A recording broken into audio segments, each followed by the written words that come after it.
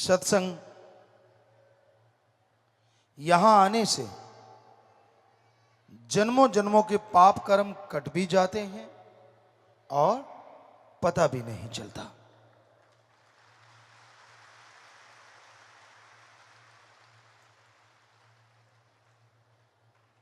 पर सत्संग को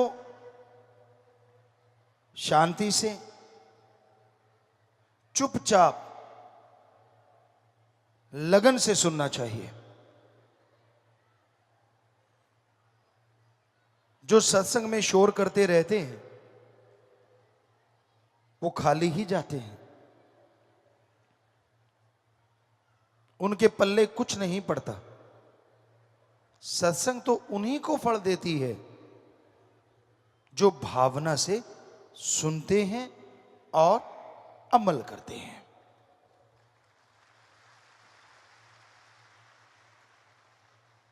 खाने पीने का सामान कितना भी सामने क्यों ना हो, जब तक खाओगे नहीं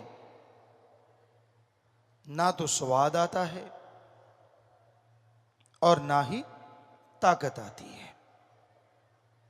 उसी तरह सत्संग है। खाना यानी सत्संग सुनना, निगलना यानी अमल करना। पहले सुनो और फिर अमल करो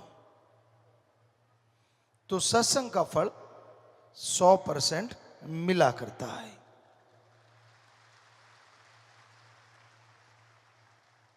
घोर कलयुग है, दूसरे शब्दों में भयानक से भयानक बुराई का समय। इंसान को यह हो जाता है वो यकीन करे तो किस पे करे, अच्छा कहे तो किसको कहे, क्योंकि खुदगर्जी इतनी बढ़ गई है,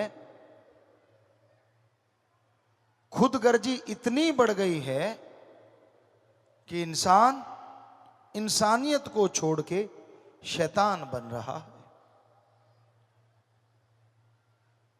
और संग का रंग लाजमी चढ़ता है।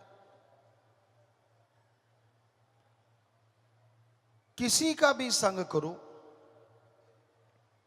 उसका असर आप पे जरूर आएगा।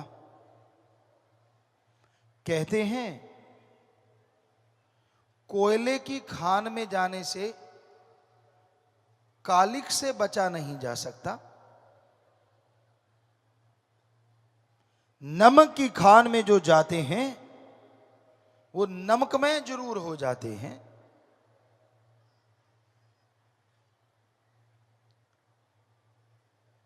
कोयल और काग एक जैसे लगते हैं पर जमीन आसमान का अंतर है। कूड़ा करकट गोबर यहां पड़ा है, उसमें अगर फूलों के पत्ते भी डाल दोगे तो वो खाद बनेगा, खुशबूदार चीज नहीं बन सकती।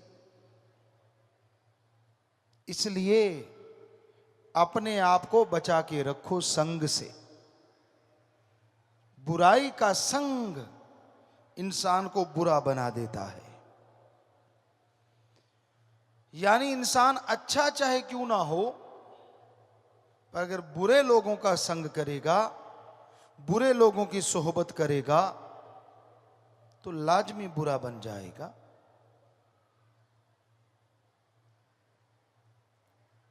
कड़वा पानी, खारा पानी धरती से निकलता है,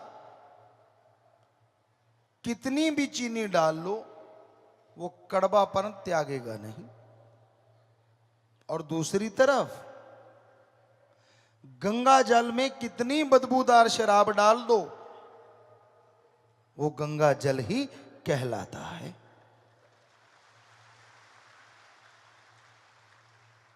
इसलिए संग हमेशा अच्छा करो, बुरे संग से बच के रहो। क्योंकि आदमी का मन चलायमान है, गतिशील है, ये एक जगह नहीं रुकता। काम वासना, क्रोध, लोभ, मोह, अहंकार, इन्हीं में घूमता रहता है, इन्हीं में चक्कर लगाता रहता है। इंसान बैठा कहीं और होता है और सोच कोई और चल रही होती है। इंसान दिखता कुछ और है पर अंदर कुछ और है। जो ऐसे होते हैं वो कभी भी ना तो जिंदगी में खुद सुख लेते हैं और ना अपने साथियों को लेने देते हैं। खुद भी तड़पते हैं और परिवारजन भी तड़पते हैं। पर जो अच्छा होता है वो बुरों को भी बदल के अच्छे बना लेता है।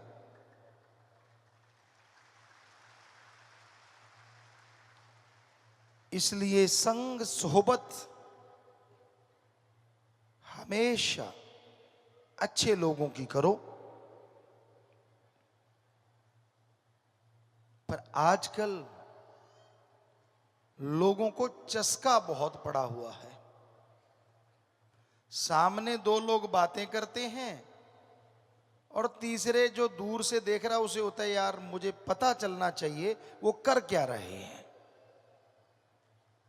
और कईयों को आदत होती है, कमरे में कोई बात कर रहा है, उसका कान कमरे के गेट पे लगा हुआ है, अंदर क्या चल रहा है।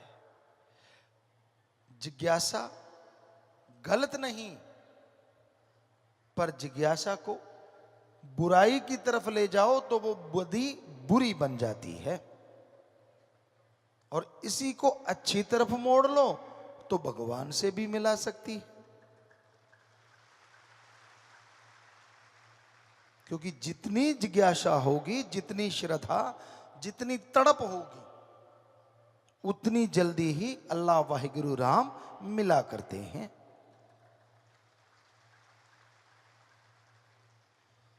बिना तड़प के गाते रहो, बोलते रहो, सुनाते रहो। हमने सभी धर्मों में देखा, कईयों में देखा सज्जन सुना रहे होते हैं, मुंह जवानी सुनाते हैं, लेकिन उनकी निगाह भगवान अल्लाह राम पे नहीं होती। उनकी निगाह आने वाले हर इंसान के हाथ पे होती है। वो कितने चढ़ा रहा है, कहीं उठा के तो नहीं ले जा रहा। बड़ी हैरानी होती है। अगर वो पैसा ईश्वर का है तो कोई उठाएगा तो अंधा ना हो जाएगा। अगर वो ईश्वर का नहीं है तो तू उठाएगा तो वो उठाएगा, क्या फर्क पड़ जाएगा। लेकिन चिंता होती है कि भाई जोर मेरा लग रहा है, कोई और ही ना उठा के ले जाए। आजकल धर्मों की सच्ची बात लोग बताते नहीं, और बताते हैं तो खुद अमल कमाते नहीं। और जो खुद अमल नहीं करता उसकी बात का असर कभी किसी पे नहीं होता। पहले खुद अमल करना सीखो, फिर दूसरे को समझाते हुए अच्छे लगते हो। अगर दिए तले अंधेरा है तो दूसरों को रोशनी मिले ना मिले क्या फायदा। इंसान को अपने आप को सुधारना चाहिए। फिर बहुत ही अच्छा है अगर वो दूसरों के ऐब गुनाह छुड़वाने के लिए उसे सत्संग ले आए, अल्लाह वाहिगुरु राम के नाम से जोड़ दे।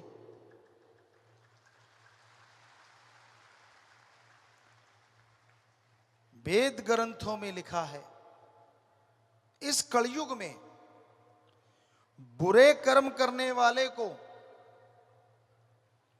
अगर आप अल्लाह वाहिगुरु राम से जोड़ोगे,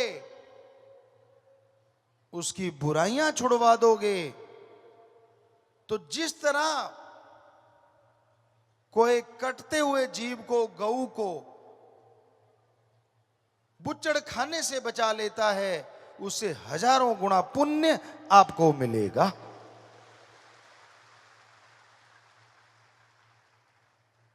इसलिए जितना हो सके ज्यादा से ज्यादा ये कर्म कमाया करो। यानी आपके इर्द गिर्द जो नशे में धुत रहते हैं, जो बुराइयों से जुड़े हुए हैं, जिनका पेशा गलत कर्म है, उन्हें राम नाम से जरूर जोड़ा करो। भगवान की तरफ से वो खुशियां तो मिलेंगी, क्योंकि उसके बिछुड़े हुए बच्चे को आपने उससे मिलाया, पर उस आदमी का परिवार, जो आदमी सुधर गया, सारी उम्र आपको दुआएं देता रहेगा कि भाई आपने उनकी जिंदगी बदल दी, नरक से स्वर्ग बना दिया घर को। नरक कोई अलग नहीं होता।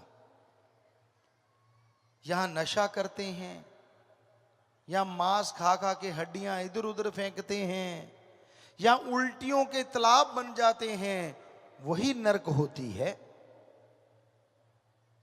और कहां वहीं पे खुशबू होती है, अल्लाह वाहिगुरु राम के नाम की चर्चा होती है, बड़े छोटों का प्यार और छोटे बड़ों का सत्कार करते हैं, यही स्वर्ग होता है।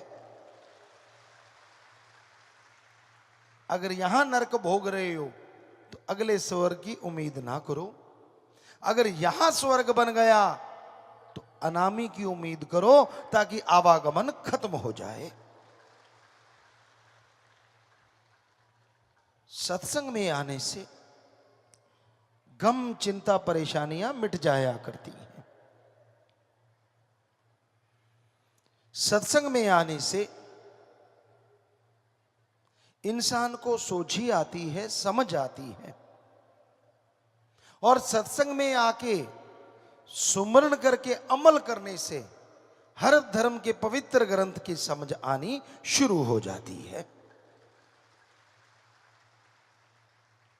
इसलिए सत्संग सुनो और उस पे अमल किया करो। जब तक आप सुनते नहीं, अमल करते नहीं, तब तक आप कोरे यानी खाली रहते हो। बिन अमलों के आलमा इल्म निकम्मा सारा, बिन अमलों के आलमा इल्म निकम्मे सारे, कोई अमल कमा ले तू, अगर जश लेने मालिक द्वारे, अगर जश लेने सतगुरु द्वारे। तो संग अच्छा करोगे तो समझ आएगी।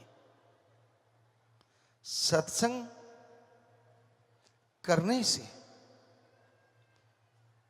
जन्मों जन्मों के पाप कटते हैं और इस जन्म के किए हुए बुरे कर्म खत्म होते चले जाते हैं। इसलिए राम नाम के पुजारी बनो, अल्लाह वाहिगुरु का नाम जपो, परम पिता परमात्मा से अव्वल प्रेम रखो, क्योंकि वो एक ऐसा यार है, उससे यारी लगा ली, आप छोड़ोगे तो भी वो आपको नहीं छोड़ेगा। और वो ऐसा पक्का दोस्त है, बेस्ट फ्रेंड है, यही नहीं अगले जहान में भी आप पे विपदा नहीं आने देगा। इसलिए गुरु संत पीर फकीर कहते हैं, कच्चों यानी जो कच्चे दोस्त हैं, जो बात बात पे रूठ जाते हैं, उनसे तोड़ और पकड़े से जोड़, यानी सतगुरु अल्लाह राम से जोड़ो। उससे अगर लिब लग जाती है, उसकी भक्ति इबादत में अगर लग जाते हो, तो आप सोच भी नहीं सकते जो खुशियां आपको मिलेंगी। कल्पना से परे खुशियां मिलती हैं, परमानंद मिलता है। तो भाई हमेशा याद रखो कि सत्संग सुनना है और अमल करना है। सत्संग पे एक सच्ची बात ख्याल में आई, आपको सुनाते हैं। बहुत पहले की बात है। एक शातिर चोर था, इतना शातिर कि वो आसपास के राज्य में चोरी करता, पर पकड़ा नहीं जाता था। लोगों ने बहुत जोर लगाया, राजा महाराजाओं ने बहुत जोर लगाया, लेकिन किसी की समझ नहीं आया चोर कौन है। आखिर समय आता है, उस चोर का भी अंतिम समय आया। वो जाने लगा और जाते जाते अपने बेटे को शिक्षा दी। कहने लगा, बेटा चोरी के ये मंत्र हैं, और जब चोरी करो तो कभी भी माल अपने पास ना रखो। सबसे पहले सामान को खुर्द बुर्द कर दो, फिर चोरी कर ली तो कभी मानो ना, चाहे कुछ भी क्यों ना हो जाए। जब तक मानोगे नहीं, आप चोर साबित नहीं होगे। बेटा कहने लगा, ठीक है पापा, ठीक है पिताश्री, मैं ऐसा ही करूंगा। फिर चोर कहने लगा, रे एक बात तो रह गई। कहने लगा, कौन सी? कि जब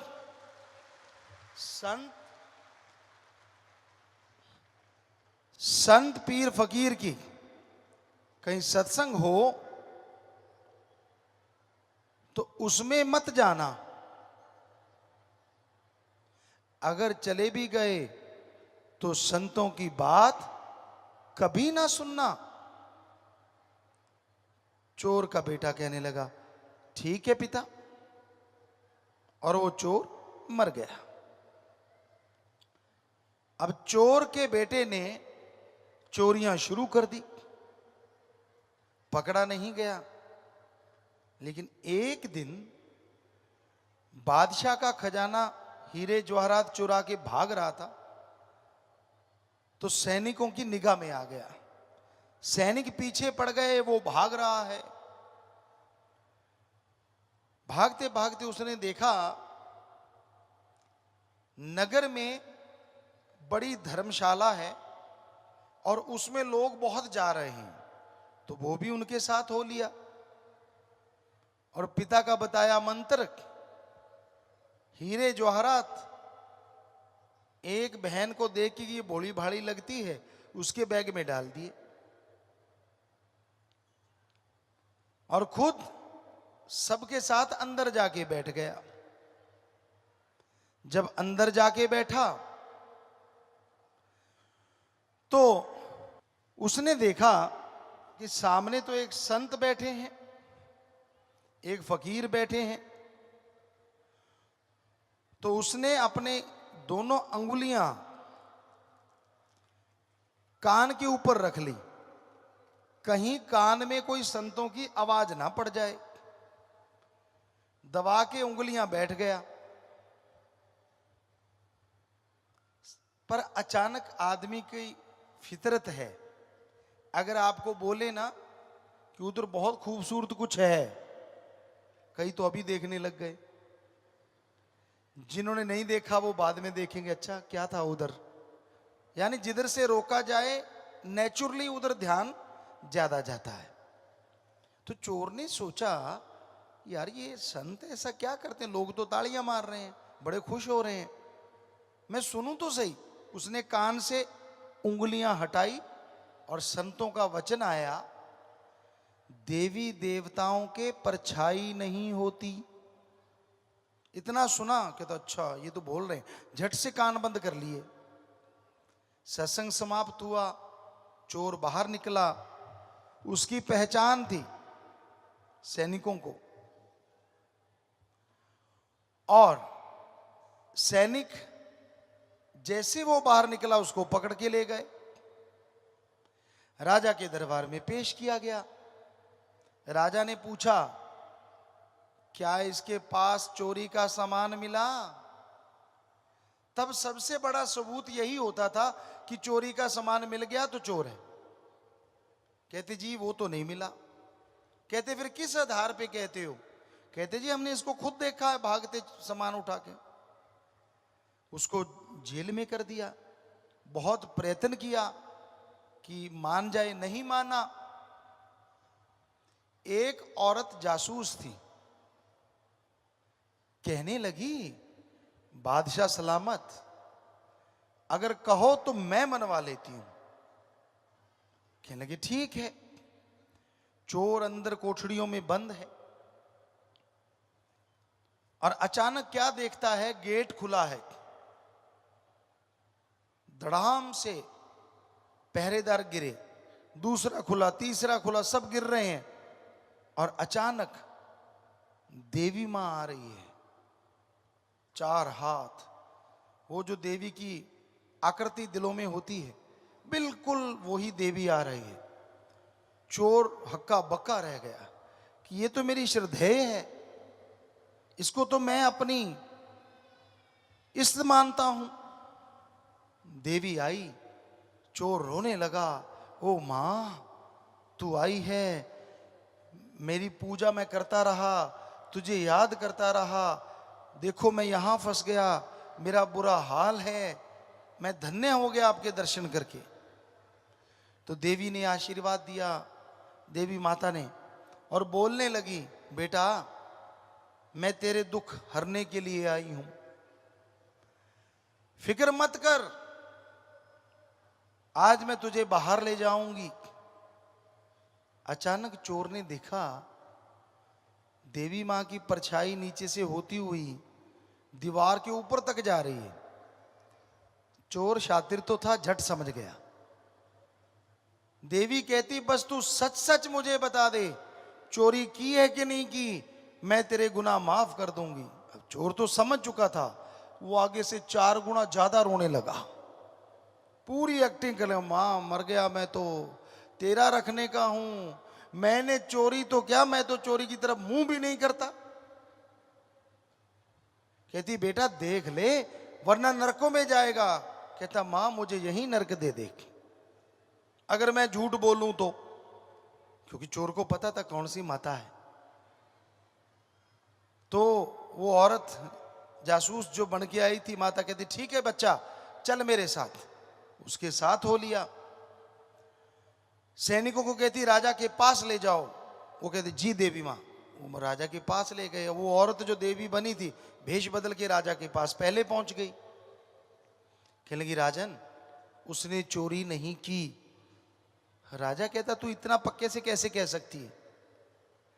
कहने लगी ये लोग देवी मां को मानते हैं, और मैं ऐसे ऐसे रूप बदल के गई थी तो ये माना ही नहीं। मैंने इससे पूछा सब कुछ, बड़ी श्रद्धा से इसकी आंखों में जार जार रो रहा था, पर ये कह रहा था मैंने चोरी नहीं की। तो राजा कहता ये तो सही है, छोड़ो इसको, बेगुनाह है। उसको छोड़ दिया गया। अब उसने आप देखा ना ताप, भागा उस धर्मशाला के पास कि वो संत कहां है। वो नहीं मिले, वो तो चले गए। पता किया किस, वो कहते दूसरे नगर में है। वो दौड़ा दौड़ा गया, उस नगर में पहुंचा। संत बैठे हुए थे, धड़ाम से जाके चरणों में गिरा, हे गुरुदेव मेरे पे कृपा कीजिए, मेरी रक्षा की है आपने, मुझे जिंदगी बख्शी है आपने।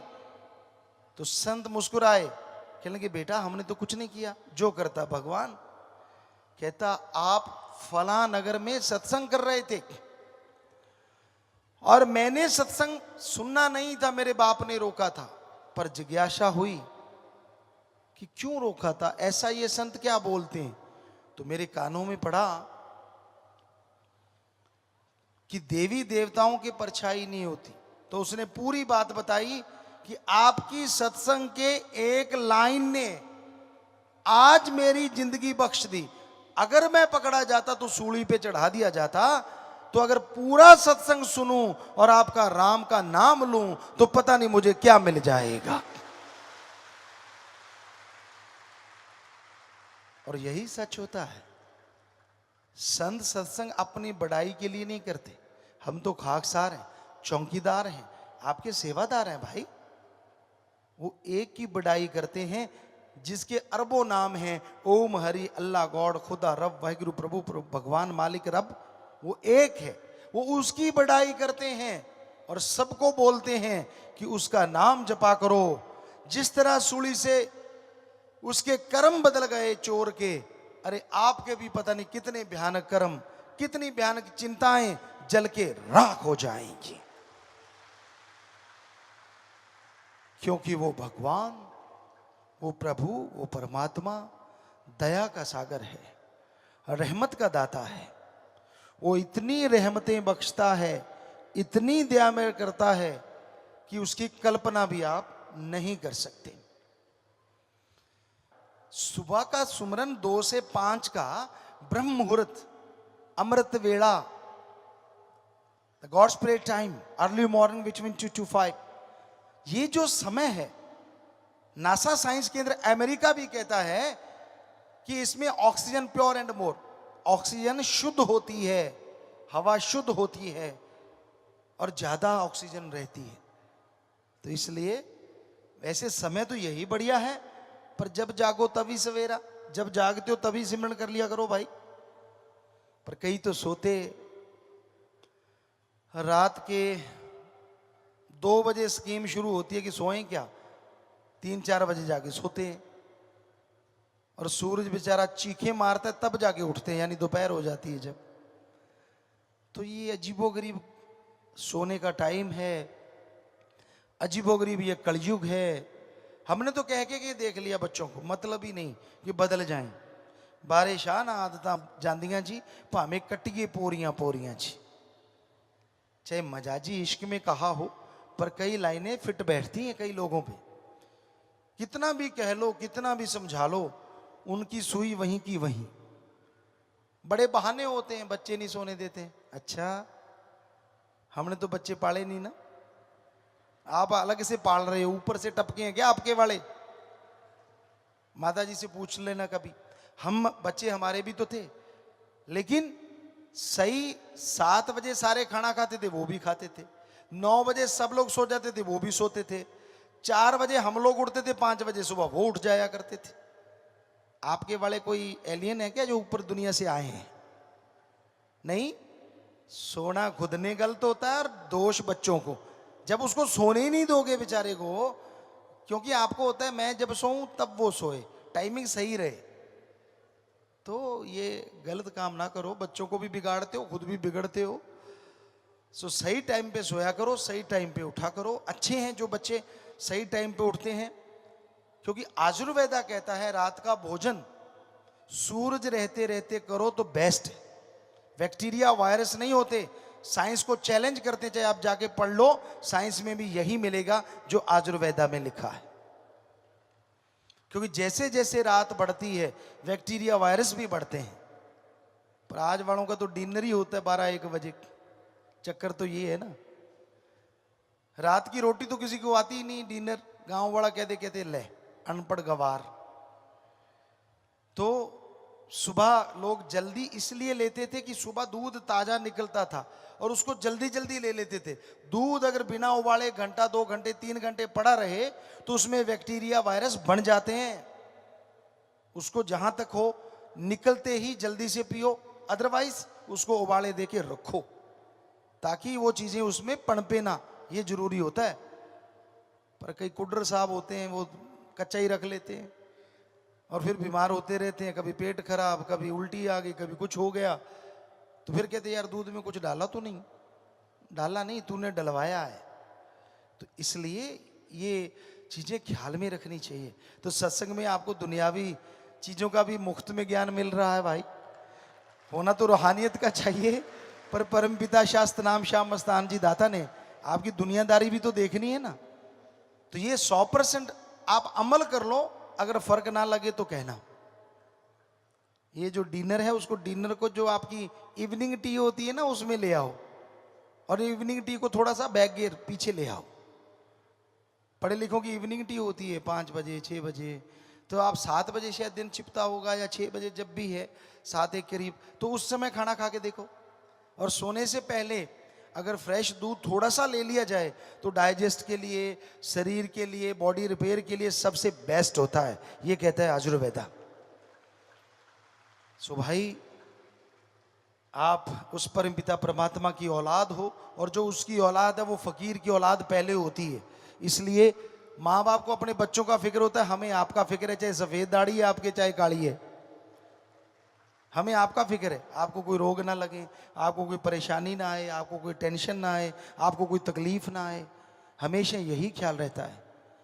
आप कोई गलत कर्म ना करें जो आगे भोगने पड़े आपको। इसलिए सत्संग में हर तरह की बात आपकी सेवा में अर्ज करते रहते हैं।